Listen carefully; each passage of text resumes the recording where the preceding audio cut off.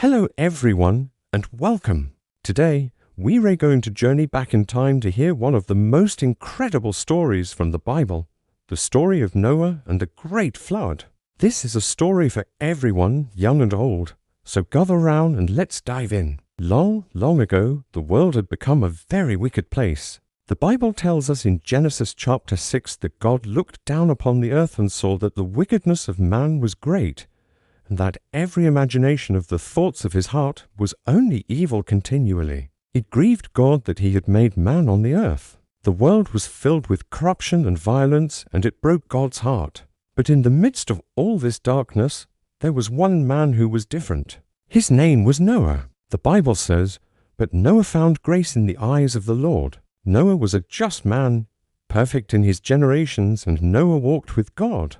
He loved God and tried to live a life that was pleasing to him. Noah had a wife, and they had 3 sons, Shem, Ham, and Japheth. And his sons had wives, too, because the world was so sinful.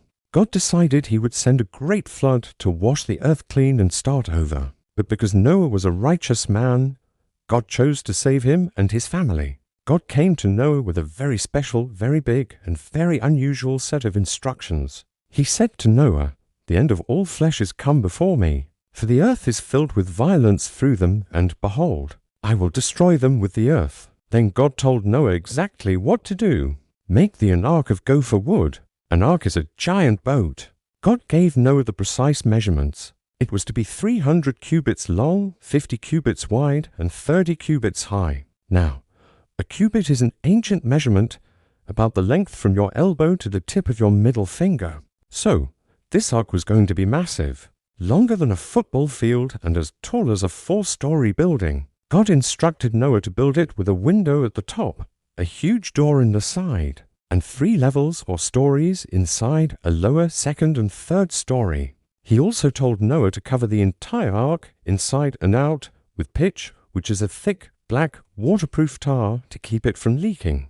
This wasn't just a boat for Noah and his family. God had a plan to save the animals, too. He told Noah, "And of every living thing of all flesh to of every sort shalt thou bring into the ark, to keep them alive with thee, they should be male and female. From the big elephants and giraffes to the tiny mice and ladybugs, to of every kind of land animal and every kind of bird were to come into the ark. For the clean animals, the ones that could be used for sacrifices, Noah was to take 7 pairs of each. He also had to gather enough food for his family and for all the animals for a very long time." Can you imagine what Noah's neighbors thought? Here was Noah, living far from any ocean, building a gigantic boat in his backyard. For years and years, some scholars believe it took him up to 120 years, Noah worked on this ark. He and his sons sawed the wood, hammered the nails, and spread the sticky pitch. All the while, Noah was also a preacher of righteousness. He warned the people around him about the coming judgment.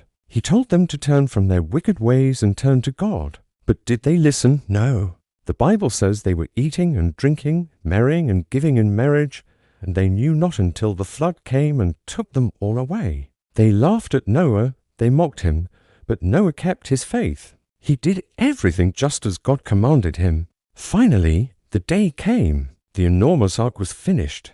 It stood as a testament to Noah's faith and obedience. Then, a truly amazing sight began to unfold.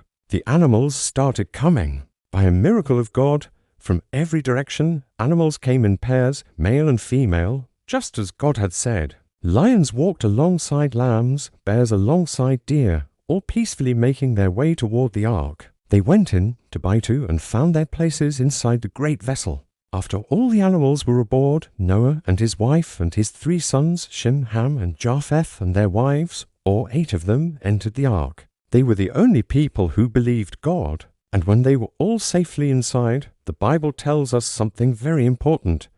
And the Lord shut him in. God himself closed the great door, sealing them safely inside. For 7 days, they waited. Then it began. The fountains of the great deep were broken up, and the windows of heaven were opened. It didn't just rain. Water gushed up from the ground and poured down from the sky. It rained for 40 days and 40 nights without stopping. The water level rose higher and higher, covering the fields, the towns, and the tallest trees. Soon the highest mountains were covered. The whole earth was submerged in water. Everything that had the breath of life on dry land perished in the flood.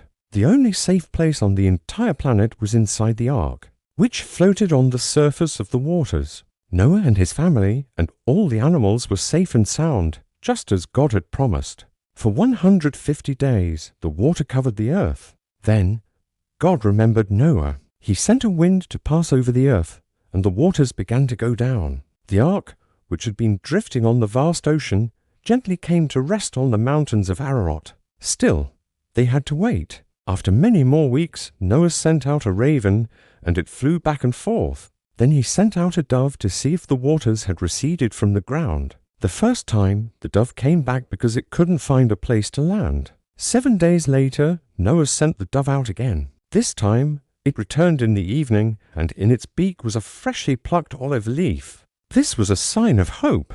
It meant that the waters had gone down enough for trees to begin growing again. Noah waited another 7 days and sent the dove out one last time. This time, it did not return, which meant it had found a home. The earth was dry. Finally, after more than a year inside the ark, God spoke to Noah again. "Go forth of the ark, thou and thy wife and thy sons' wives with thee." So Noah opened the door, and out they came, Noah's family and all the animals, ready to start life anew on a clean earth. The first thing Noah did when he stepped onto dry ground was build an altar to the Lord. He offered a sacrifice to thank God for saving them.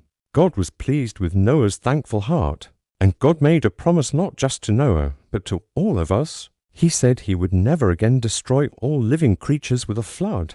And as a sign of this everlasting promise, this covenant, God placed a rainbow in the clouds. He said, "And it shall come to pass, when I bring a cloud over the earth, that the bow shall be seen in the cloud, and I will remember my covenant, and the waters shall no more become a flood to destroy all flesh." So, what's the moral of this incredible story?